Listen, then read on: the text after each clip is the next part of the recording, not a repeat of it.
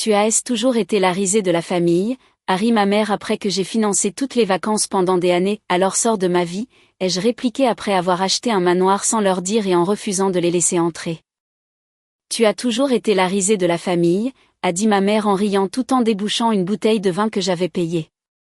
Une fois de plus, toute la table a ri avec elle. Pas méchamment, pas bruyamment, juste naturellement, comme si c'était normal, comme s'il en avait toujours été ainsi. Je me tenais là, le reçu à la main pour les 3e vacances familiales consécutives. 7 240 €. Le traiteur, les vols, l'Airbnb, les décorations, les pyjamas assortis, le tout débité sur ma carte, le tout considéré comme un dû. Je m'appelle Valérie, et d'où que vous regardiez ceci, restez avec moi. Avez-vous déjà payé pour être humilié? Payé pour la table, le toit, les cadeaux, pour vous entendre dire ensuite que vous n'avez pas votre place à votre propre fête? Parce que c'est ce que j'ai fait pendant des années. Et cette fois, je n'ai pas pleuré. Je ne suis pas partie en tempête. Je n'ai même pas fini mon dîner. J'ai juste craqué. C'était la veille de Noël. Nous étions dans une villa de plage louée. Louer signifiait que j'avais payé l'intégralité de la caution, les frais de ménage et le chef cuisinier.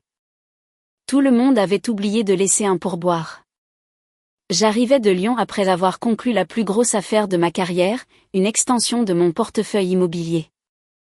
Un contrat de plusieurs millions d'euros. Je n'avais même pas encore défait mes valises quand ma mère m'a appelé pour me dire « On fait Biarritz cette année. Tu peux te le permettre, n'est-ce pas? Sois bonne joueuse. » Et je l'ai été. J'ai tout réservé. En silence. Sans me plaindre. J'ai même loué une machine à neige pour les enfants, juste pour rendre le moment magique. Et qu'est-ce que j'ai obtenu? Des rires quand j'ai demandé à quelqu'un de me passer les pommes de terre. Du silence quand j'ai mentionné ma promotion. Et puis cette remarque, tu as toujours été la risée de la famille, Val. Je veux dire, on t'aime, mais enfin. Tu es juste celle qui a l'argent. Le pire, c'est que même mon petit frère a ricané.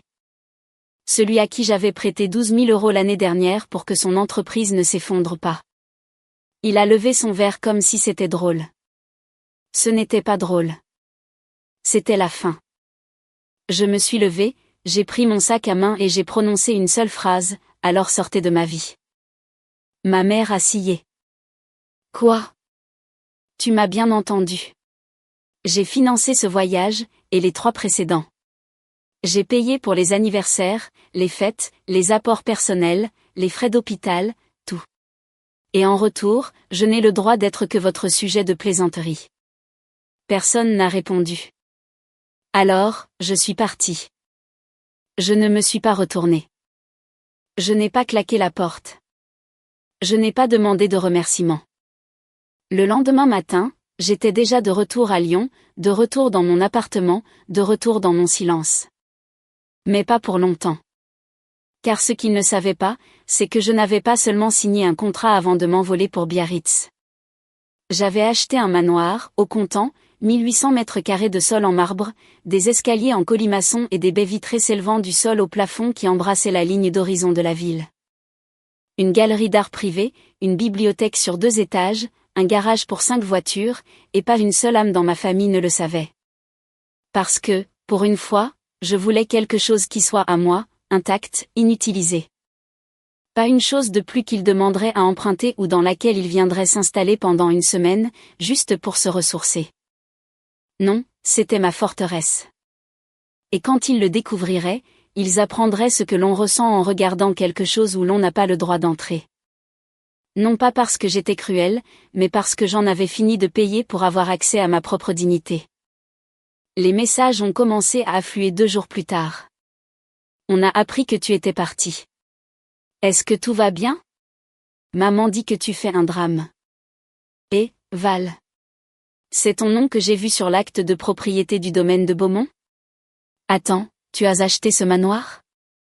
Je n'ai pas répondu. J'étais déjà en train d'emménager. Et cette fois, la seule clé était dans ma poche.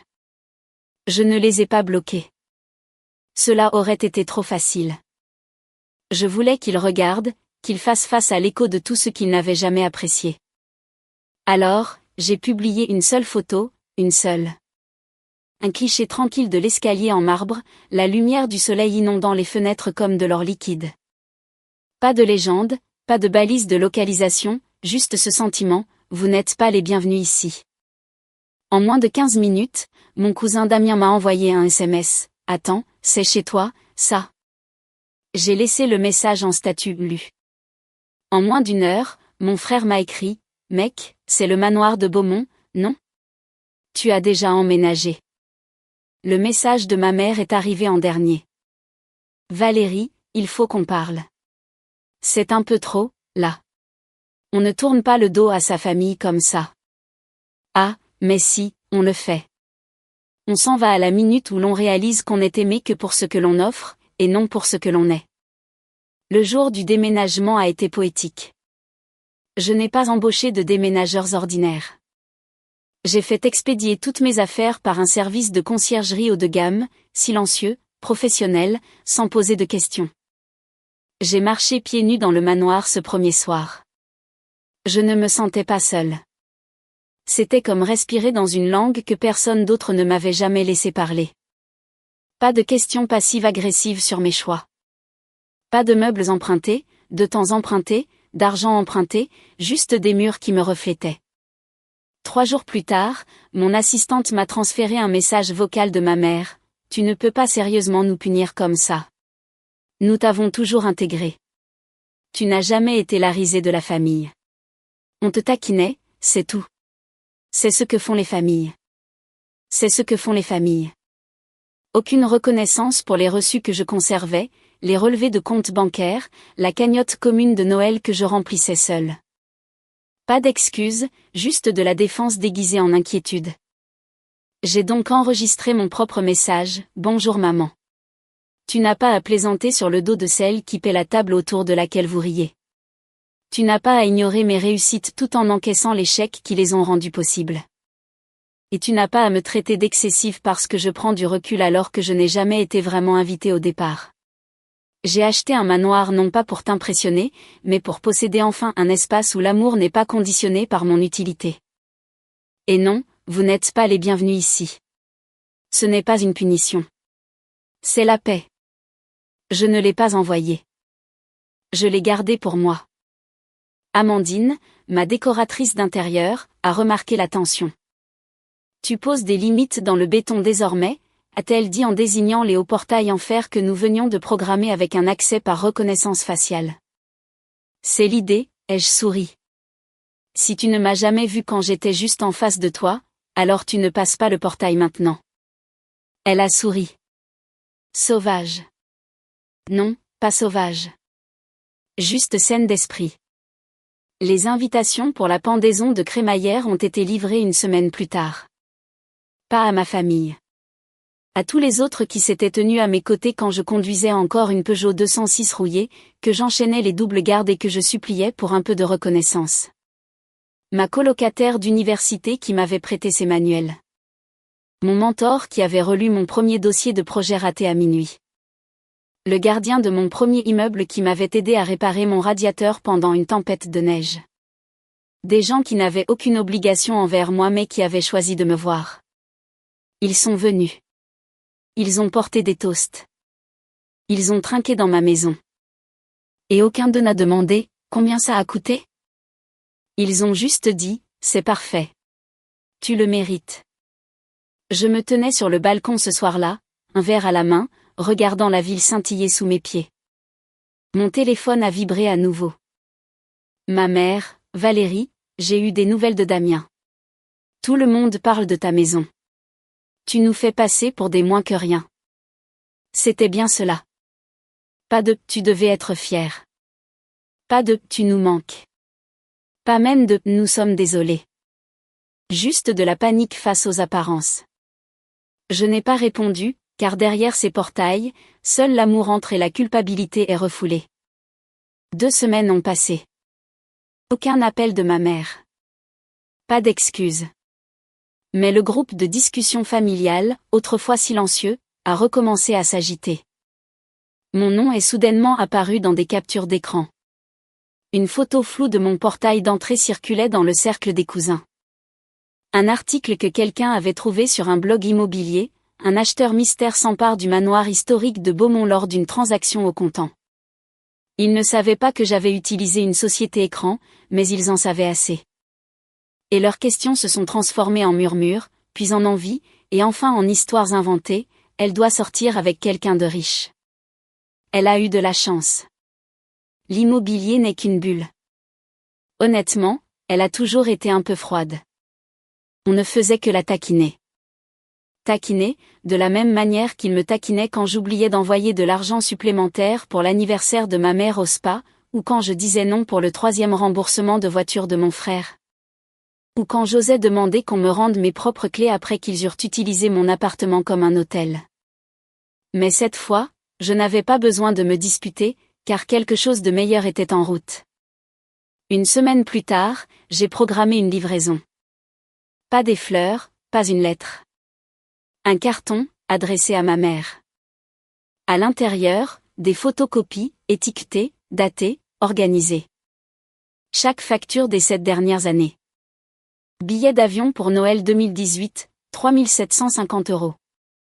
Soins dentaires d'urgence pour mon frère, 1 200 €. Voyage d'anniversaire à Cancun pour elle, 4 870 €. Expulsion de mon frère évitée, 2 940 €. Fauteuil médical pour grand-mère, 900 €. Traiteur de dernière minute pour le renouvellement de leurs vœux, 6 410 €. Au bas de la pile, une seule note écrite de ma main, vous m'avez appelé la risée de la famille. J'étais la chute de la plaisanterie pendant que vous me passiez l'addition. Vous avez dit que je vous faisais passer pour des moins que rien. J'ai payé pour vos plus beaux moments de paraître. En voici la preuve. Encadrez-la. Pas de menaces, pas de venin, juste la vérité. Claire, factuelle, incontestable. 3 jours plus tard, la réaction est arrivée. Pas un appel, une visite. J'ai observé depuis la caméra du dernier étage ma mère qui se tenait devant le portail. Seule, sans fleurs, sans sourire, juste elle. Pâle, tendue, non invitée. Elle a sonné une fois à l'interphone, « Valérie, parlons ». Je n'ai pas répondu. Elle a attendu 10 minutes, puis 20, puis elle est partie. Ce soir-là, j'ai reçu un SMS, « J'ai reçu ton carton ». Je ne savais pas que cela représentait autant. Mais est-ce que l'argent efface l'amour? J'ai fixé l'écran pendant un long moment, puis j'ai écrit, « L'amour sans respect n'est que du mépris déguisé ». J'ai cliqué sur envoyer, et j'ai bloqué son numéro. Le lendemain, mon frère a essayé, « Allez, Val. Tu vas vraiment couper les ponts avec tout le monde pour un seul dîner? On est du même sang. » J'ai répondu par une capture d'écran. Une capture d'un message qu'il avait envoyé il y a des années, où il plaisantait dans le groupe de discussion des cousins, « Val a encore son syndrome du personnage principal. Laissez-la tout payer. Elle se sentira spéciale. » Je n'ai pas ajouté de commentaires.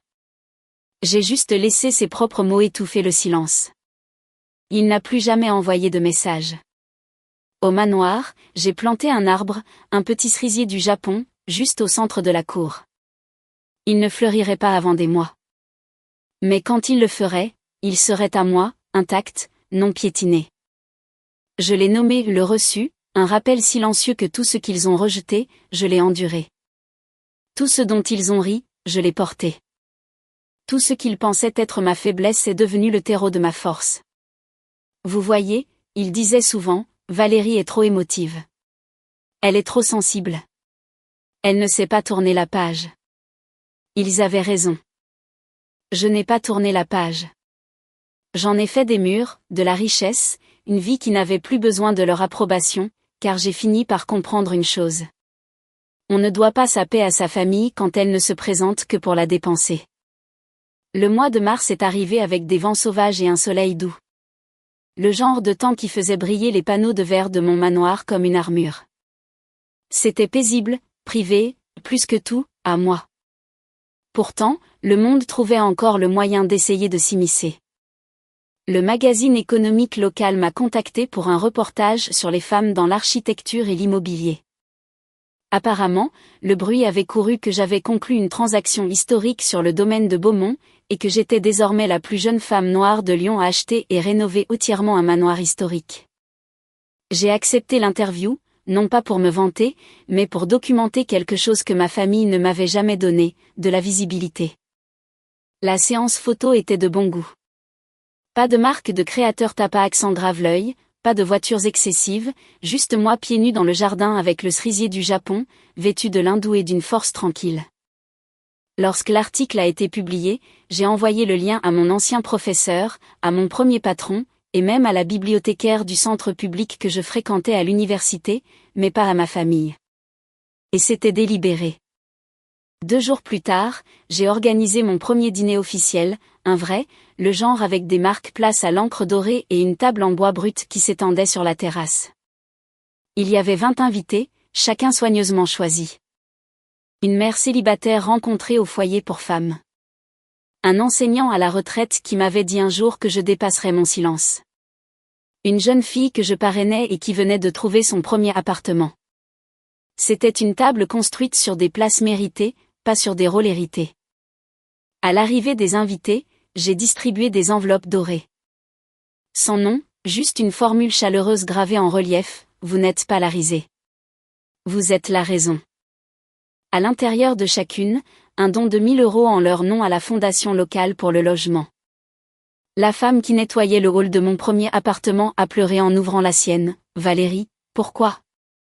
Parce que je me souviens de qui m'a tendu une serviette quand mon radiateur est tombé en panne et que je grelottais sur le carrelage. Tu m'as aidé à me sentir humaine. Ce n'est qu'une reconnaissance. Pendant ce temps, ma famille était en direct sur Facebook pour célébrer les fiançailles de ma cousine Jeanne. La même cousine qui m'avait dit un jour, « Tu es mignonne, mais aucun homme ne veut d'une fille qui travaille autant. » Ma mère était sur la vidéo, un verre de vin à la main, en train de rire. Elle avait l'air bien, insouciante. Quelqu'un avait dû lui envoyer l'article car à 2h47 du matin, j'ai reçu un message d'un nouveau numéro, j'ai vu l'article. Cette maison devrait être remplie de membres de la famille, pas d'étrangers. Des étrangers ? Non, maman. C'étaient des gens qui me voyaient, qui ne m'ont jamais traité d'excessive parce que je pleurais, qui n'ont pas levé les yeux au ciel quand je sortais mon ordinateur pendant les vacances, qui ne m'ont jamais traité de risée de la famille. Je n'ai pas répondu, mais j'ai fait une capture d'écran. Et puis je l'ai imprimé, encadré et suspendu près de la sortie arrière, juste à côté du panneau de sécurité qu'il ne toucherait jamais. Je n'étais plus en colère. C'était la vérité. Je n'avais pas besoin de vengeance. Je n'aspirais pas à des excuses.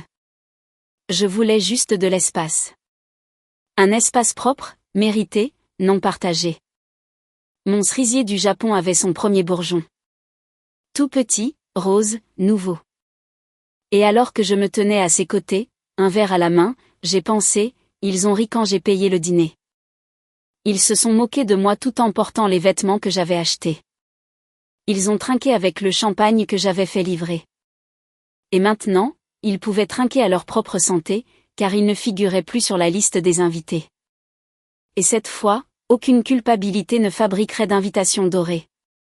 La première fois que quelqu'un a essayé de s'introduire, ce n'était pas au sens propre. C'était mon frère. Il m'a envoyé un message privé via un compte anonyme. Pas de nom, pas de photo, juste un message, et, je sais qu'on a déconné, mais maman ne va pas bien. Tu pourrais peut-être faire un geste. Pas d'excuses, pas de prise de responsabilité, juste de la culpabilité sous un visage malade. Je ne l'ai même pas ouvert tout de suite. J'étais trop occupée à finaliser les documents de financement d'un projet dont aucun d'eux ne savait rien. Un espace de transition pour les femmes qui, comme je l'avais été, payaient pour tout le monde et allaient pourtant se coucher seules, épuisées.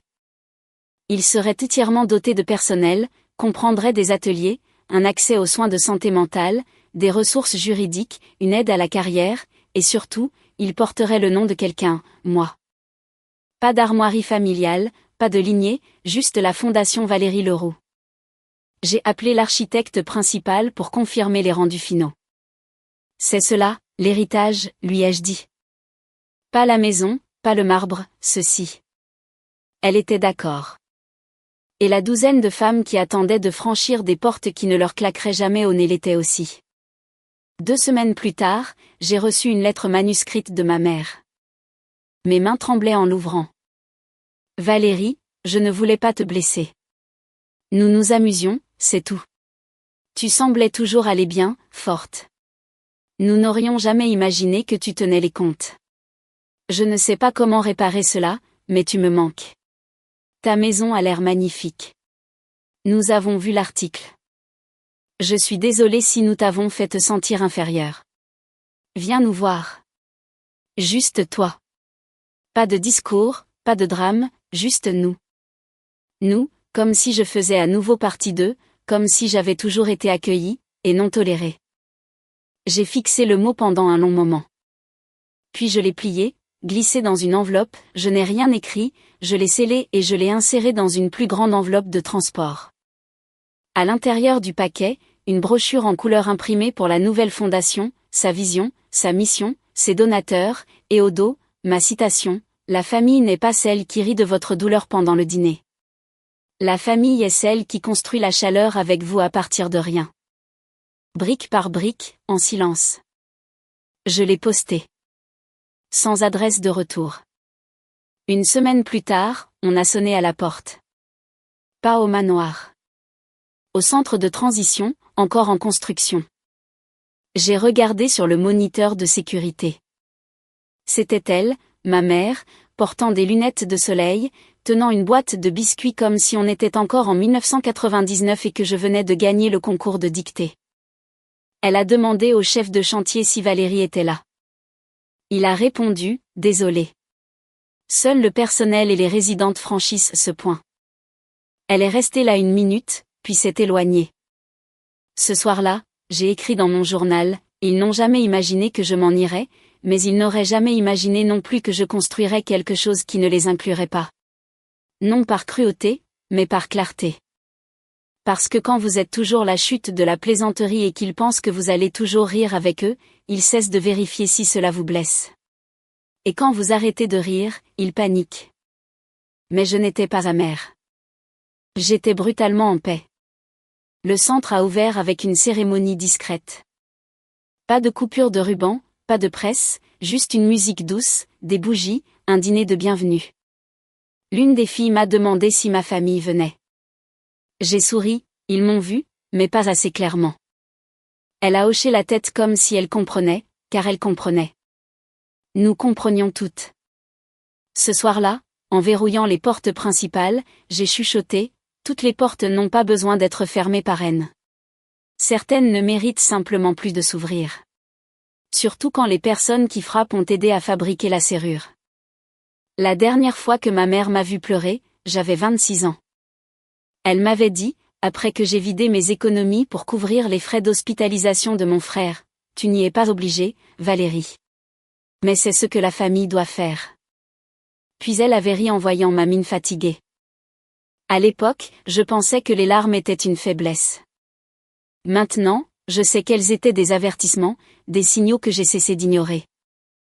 Alors, quand j'ai vu sa dernière publication sur Facebook identifiant mon nom comme un appât, je n'ai pas réagi. Certaines filles changent quand elles ont de l'argent. Froides, distantes, faisant semblant d'être meilleures. La publication comportait une photo d'il y a 10 ans. Moi, plissant les yeux dans une robe de remise des diplômes froissés, tenant des fleurs que je m'étais achetées moi-même. Je n'ai pas répondu en ligne. J'ai juste réglé les thermostats de mon manoir sur arrêt. Une métaphore silencieuse. Car si j'étais froide, c'est parce qu'ils avaient laissé les fenêtres ouvertes à chaque tempête. Cette semaine-là, j'ai organisé une retraite d'hiver pour les femmes du programme de transition. Des peignoirs douillets, des journaux intimes personnalisés, des thérapies de groupe au coin du feu. Un soir, une jeune fille a demandé timidement, « Est-ce qu'il vous manque parfois ?» J'ai fait une pause, siroté mon thé, cherché l'honnêteté, pas la cruauté, l'idée de ce qu'ils étaient censés être me manque, mais pas les personnes qu'ils ont choisi de devenir. Elle a hoché la tête. Elle avait 19 ans. Sa propre mère avait vendu ses affaires pour s'acheter des médicaments. Je ne l'ai pas serré dans mes bras. Je ne lui ai pas offert de platitude. Je lui ai juste remis la clé de sa propre chambre avec son nom gravé au-dessus de la porte. Personne ne lui avait jamais offert cela. 2 jours plus tard, un numéro masqué a appelé. J'ai répondu par réflexe. La voix de ma mère: tu as bloqué les comptes. Mes lèvres se sont serrées, oui. Après des années à voir mon nom lié à leurs urgences, à leurs rebonds, à leurs découverts bancaires couverts de mensonges, j'avais tout délié. Le dernier service partagé. Le sous-compte d'épargne que je gardais ouvert pour les urgences. Tout avait disparu. Non par vengeance. Par libération. C'est illégal, a-t-elle lancé d'un ton sec. Non, ai-je dit calmement. Ce qui était illégal, c'était d'utiliser mon identité pour louer un appartement que je n'avais pas autorisé il y a 3 ans. Silence de mort. Elle ne savait pas que j'avais découvert cela. Elle ne savait pas que j'avais corrigé l'impact sur mon crédit. Elle ne savait pas que j'avais retracé l'adresse IP jusqu'à chez elle. Elle pensait que je ne regarderais jamais. Je regardais toujours. Je n'avais simplement pas parlé jusqu'à présent. Tu as changé, a-t-elle dit froidement. Oui, ai-je répondu. C'est à cela que ressemble la guérison, vue de l'extérieur. Clic. Plus tard ce soir-là, j'ai ouvert le placard du couloir arrière de mon manoir. À l'intérieur, intact, se trouvait un petit manteau rouge, taille 6 ans. Celui que je portais enfant quand mon père est parti. Ma mère l'avait gardé. Elle me disait toujours que c'était mon petit bouclier. Je l'ai ramassé. Il sentait le cèdre et les vieux chapitres de ma vie. Je l'ai plié, j'ai attaché un mot autour, j'ai construit mon propre bouclier maintenant. Un bouclier que tu ne tiens pas. Je le lui ai envoyé par la poste. Sans étiquette de retour, sans explication. Qu'elle s'interroge. Vous voyez, il m'appelait froide. Mais ce qu'il voulait vraiment dire, c'était indisponible, inaccessible, refusant de financer leur confort plus longtemps. Non pas amer, ni cruel, juste fatigué. Parce que la petite fille au manteau rouge réclamait de la chaleur. La femme en robe de soie possède le feu. Ils peuvent continuer à rire devant les vieilles photos. Mais d'ici, il n'y a plus de chaleur en moi pour des gens qui ne savent que brûler. Et le meilleur dans tout cela, c'est que je ne m'excuse plus de m'éloigner de la chaleur quand tout ce qu'ils ont jamais apporté n'était que de la fumée. La nouvelle a fini par éclater dans le registre municipal. Le domaine de Beaumont, que l'on pensait acquis discrètement par un investisseur étranger, a été officiellement révélé comme appartenant à Valérie Leroux, qui l'avait entièrement restauré. Ma boîte de réception a été inondée de messages, pas seulement de félicitations. De regrets. D'anciens collègues qui m'ignoraient quand je déjeunais seul dans la salle de pause. Une ancienne colocataire qui m'avait emprunté 600 € avant de disparaître. Même ma cousine Jeanne, celle-là même qui m'avait qualifiée d'insignifiante lors d'un barbecue familial, a laissé un message vocal: Ma grande, tu as réussi. Si tu organises une fête, compte sur moi. J'ai toujours cru en toi. Je n'ai pas répondu. Ce qu'ils ne savaient pas, c'est que j'avais réécrit mon testament. Non pas parce que j'étais mourante, mais parce que je vivais enfin selon mes propres règles. Et je voulais que tout soit documenté. Chaque centime, chaque propriété, chaque part future dans la fondation. Rien de tout cela n'irait à ma famille biologique. Pas un centime.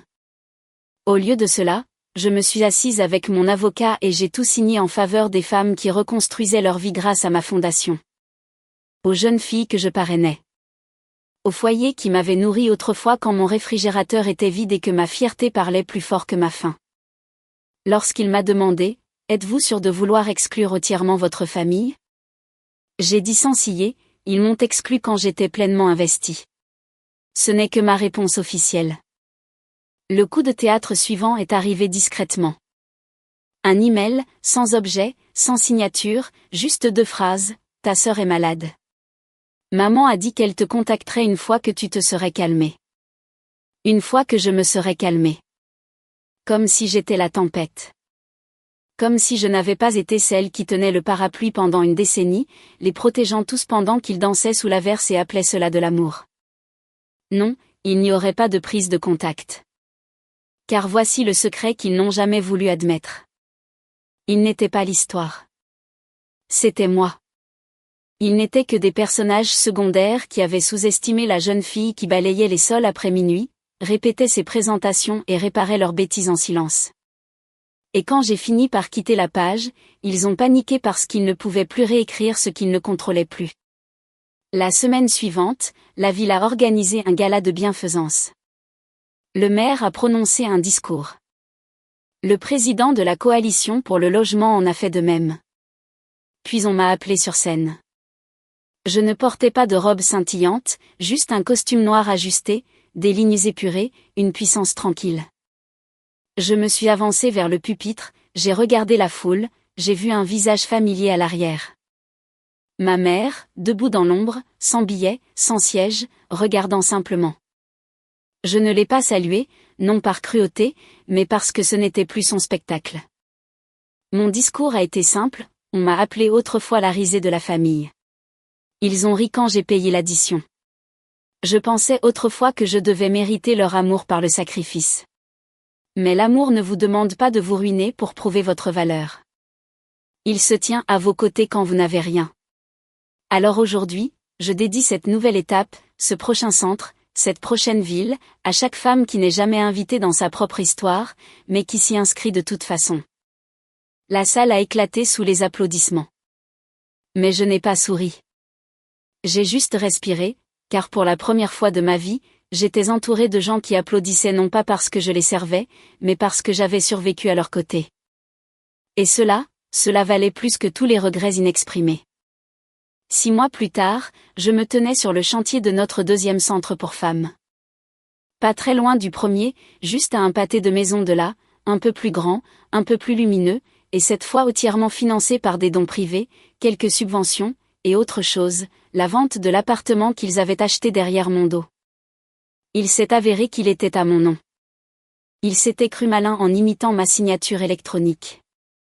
Ce qu'il ne savait pas, c'est que je travaillais discrètement avec un enquêteur sur les fraudes de ma banque. Et au moment où ils ont essayé de renégocier leur prêt en utilisant mes informations, le couperet est tombé. Je n'ai pas porté plainte. J'ai appuyé sur pause, gelé les avoirs, récupéré l'appartement par le biais de mon équipe juridique et je l'ai liquidé avec le calme d'un chirurgien. Le produit total de la vente s'est élevé à 278 000 € après frais. Plus qu'assez pour le nouveau centre, de nouveaux meubles et les salaires de 5 employés à temps plein. Ma mère m'a appelé 2 fois pendant le processus. Je n'ai pas décroché. Je n'avais pas besoin de le faire parce que j'en avais fini d'expliquer pourquoi la trahison n'est pas une tradition familiale que je prévois de perpétuer. Le cerisier du Japon a fleuri tôt cette année. De délicats pétales roses flottaient dans la cour comme des confettis destinés à une célébration que personne d'autre ne pouvait définir. Un matin, j'étais assise dessous en sirotant mon café lorsqu'une employée s'est approchée tranquillement, il y a une femme au portail. Elle dit qu'elle est votre mère. Je n'ai pas levé les yeux. Dites-lui qu'il n'y a pas de Valérie ici, juste la fondation. Elle a hoché la tête et s'est éloignée. Je suis restée assise là. J'ai laissé le vent emporter l'instant. Je l'ai laissé passer. Parce que c'est ce que la guérison vous enseigne. Vous n'avez pas besoin de gagner le combat. Vous avez juste besoin de cesser de saigner pour les personnes qui apportent le couteau. Ce soir-là, j'ai organisé un dîner intime pour les nouvelles résidentes. 7 femmes, des histoires différentes, mais toutes avaient un point commun. On leur avait dit qu'elles étaient des fardeaux. Et maintenant, elles avaient des lits avec leurs noms gravés sur des plaques, des salles de bains équipées de vrais verrous, des placards remplis de nourriture que personne ne les forçait à mériter par culpabilité. L'une d'elles, une femme douce nommée Léa, a levé son verre et a dit, à la femme qui a transformé la douleur en politique et le silence en refuge. J'ai ri, presque pleuré. Puis j'ai levé le mien vers celles à qui on n'avait jamais donné de clé mais qui avaient trouvé leur propre porte de toute façon. 1 mois plus tard, j'ai reçu une lettre recommandée de l'avocat de ma mère, une invitation à une réunion de famille. Elle voulait rétablir la communication, suggérait une médiation, disait qu'assez de temps avait passé. J'ai souri, et j'ai écrit ma propre lettre. Chère mère, tu m'as appelée autrefois la risée de la famille, mais les plaisanteries sont censées faire rire. Ce que tu as fait m'a fait disparaître en moi-même pendant des années. Tu as raison. J'ai changé. Je ne sers plus les gens qui apportent de la faim à ma table et repartent avec des restes pour les autres. Je n'assisterai pas à ta réunion car je construis déjà la mienne. Cela s'appelle un héritage. Et dedans, il n'y a pas de place pour ton nom. Valérie. Je l'ai scellé, envoyé, et j'ai bloqué le numéro pour la dernière fois. Les gens passent leur temps à dire que la vengeance fait du bruit, qu'elle arrive avec des sirènes ou des feux d'artifice. Mais la mienne est apparue dans des contrats de location, dans des draps pliés, dans des portes qui se verrouillent de l'intérieur avec des femmes enfin en sécurité derrière elles. La justice poétique n'a pas frappé à la porte. Elle a construit une maison juste à côté. Et la vue était tout ce qu'il ne m'avait jamais donné, mais que je me suis offert.